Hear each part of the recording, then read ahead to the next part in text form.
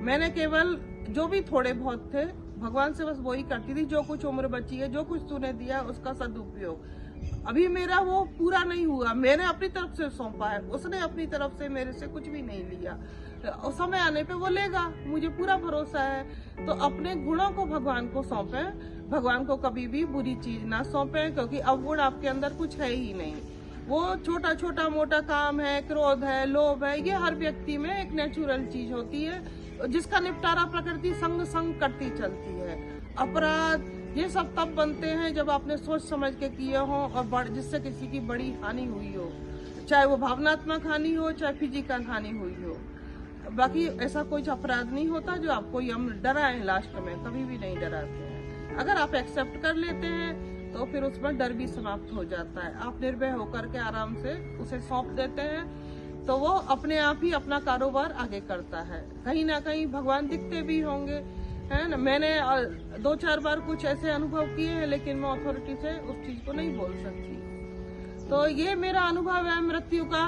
मृत्यु नहीं आई, लेकिन मुझे 2 बार ऐसा हुआ कि एक बार मैं रॉकलैंड में एडमिट हुई, जिसका मैंने बताया है अपने एक वीडियो में। फर्स्ट सेल स्पिरिट 2000 से ऊपर थे और मैंने पढ़ चुकी थी गरुड़ पुराण में कि वॉमिटिंग और जो लैट्रिन बाथरूम दोनों साथ साथ निकल रहे हैं, तीनों।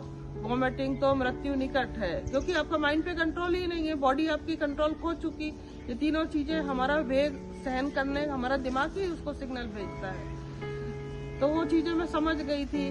फिर दूसरी बार कोरोना में हुआ कि मेरे एक तो लंग्स बिल्कुल वीक है, ILD का प्रॉब्लम था, और उसके लिए तो बिल्कुल कोरोना कितना जानलेवा होता है कि कैसे मेरी जान बची मुझे खुद को नहीं पता। तो कोरोना में मैं बिल्कुल भी नहीं डरी, बिल्कुल भी नहीं। जैसे ही मुझे पता चला कि मुझे पॉजिटिव आया है, मैं आराम से, बल्कि फोन करके हंसते गाते सबको बता रही थी कि मुझे कोरोना हो गया। तो आपके अंदर से भय निकल जाता है, क्योंकि आपको पता है कि मेरा जीवन भगवान के हाथ में है। और एक भजनों को भी आप अपने हिसाब से मोल्ड कर लें। बहुत सारे भजन में देखती हूँ, मेरे तन में भी राम, मेरे मन में भी राम, उसको कृष्ण के रूप में भी गाया है, शिव के रूप में भी गाया है, माता के रूप में भी गाया है। तो आप भी अपने जो भजन है उसमें अपने भाव डाल करके भगवान से उसे प्रार्थनाओं के रूप में कन्वर्ट करें। वो आपका सबसे इजी माध्यम बनेगा, क्योंकि भगवान भाव का भूखा होता है। उन जो शब्दों में जो भाव जाएंगे वो आपके अपने होंगे। भाव हमेशा अपने होते हैं, जितना आप उसमें मन लगाओगे वो भाव गहरे होते जाएंगे, बहुत गहरे होते जाएंगे, धीरे धीरे बहुत गहरे। तो धीरे धीरे भगवान को बोलते जाए, तेरे हाथ में मेरी डोर, डोर को भी आप चेंज कर दें, तेरे हाथ में मेरी बागडोर, है ना, अब नाचे ये मन मोर। धीरे धीरे धीरे धीरे अपने मन को, अपनी बुद्धि को उसे सौंपते जाएं, चाहे उसे जानते हैं या नहीं जानते हैं। आप इतना तो जानते ही है ना कि भगवान है। हमेशा सनातनियों के हाथ जुड़े रहते हैं, झुकते ही रहते हैं। तो झुकना सीखें, झुकाना नहीं किसी को भी। आप ये भी अकड़ के ना बोले कि मैं सनातनी हूँ, मैं ये हूँ, उसमें अकड़ की जरूरत ही नहीं है, कुछ भी नहीं। आप जितने नम्र रहेंगे उतनी आपकी पहचान अच्छी होगी। कहीं भी दिखाया है कि राम जी गए थे रावण के पास और अकड़े थे कि मैं राम हूँ, मैं तेरा वध करूंगा, कहीं भी नहीं बोला है। जो जितना कमजोर होता है, जिसे जितना घमंड होगा, उसी में अकड़ होगी। ये सनातन का बीच में जब चला था तब लोगों ने बहुत अकड़ के साथ इसको फेसबुक पे यूज किया हर जगह, मुझे वो बहुत खराब लगता था। तो मैंने बड़े बड़े जितने भी हैं उन सबको बोला कि आप सनातन का मतलब बताइए, सनातन का मतलब क्या है। बड़े बड़े सबको लिखता था मैंने, आप मतलब बताइए। तब उन्होंने बताया था कि सनातन का मतलब क्या होता है, एक पत्नी व्रता, एक पति व्रता, है ना, अहंकार ना हो, और किसी का हम धन ना हड़पें, किसी पे हम हथियार ना उठाएं, किसी को डराए नहीं। बहुत सारी चीजें उन्होंने बताई थी, उसमें मांस मदिरा का सेवन ना करना भी ये भी था। तो फिर आप किसी को भी अपनी अकड़ ना दिखाएं। आप जितने विनम्र होंगे उतना अच्छा है।